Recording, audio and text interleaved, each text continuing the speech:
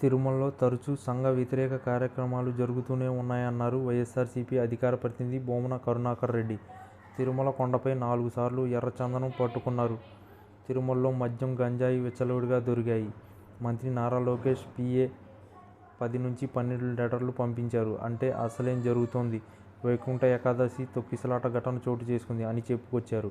తాజాగా వైఎస్సార్సీపీ అధికార ప్రతినిధి భూమన కరుణాకర్ రెడ్డి మీడియాతో మాట్లాడుతూ, మంత్రి లోకేష్ పీఏ సాంబశివరావు తిరుమల దర్శనాల సిఫారసు లేఖలో దందా చేస్తున్నారు. గతంలో 4,000 లోపే వీఐపీ దర్శనాలు చేయిస్తే నేడు కూటమి ప్రభుత్వం పాలనలో దాదాపు 8,000కు పైగా వీఐపీ దర్శనాలు చేయిస్తున్నారు.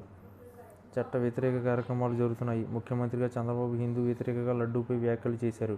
ఇదేనా ప్రక్షాళన అంటే? చంద్రబాబు ఎట్లాంటి ప్రక్షాళన ఇప్పటి వరకు చేశారు చెప్పండి చంద్రబాబు?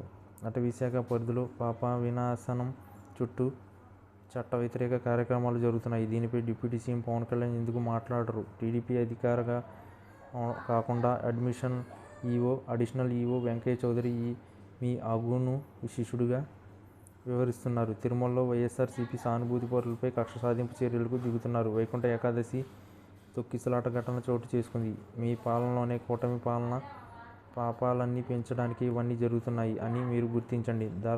ధర్మ వ్యతిరేకంగా మీ పాలక మండలి సభ్యులు వ్యవహరిస్తున్నారు. P4 కార్యక్రమంపై భూమన స్పందిస్తూ 2,80,000 కోట్లు పేదలకు పంపించి ఘనత వైఎస్సార్ జగన్కే దక్కింది. మీరు అధికారంలోకి వచ్చి 10 నెలలు అవుతున్నా 5% కూడా సంక్షేమ పథకాలు ఇవ్వలేదు.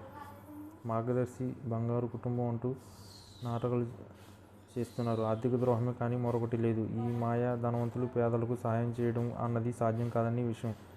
పేదవాళ్ళు అందరూ చంద్రబాబు చేస్తున్న మోసాన్ని గమనించాలి. పేదలకు బాసటగా నిలిచిన ప్రభుత్వం వైఎస్సార్సీపీ ప్రభుత్వం. P4 మేలు జరగదని తెలిపారు.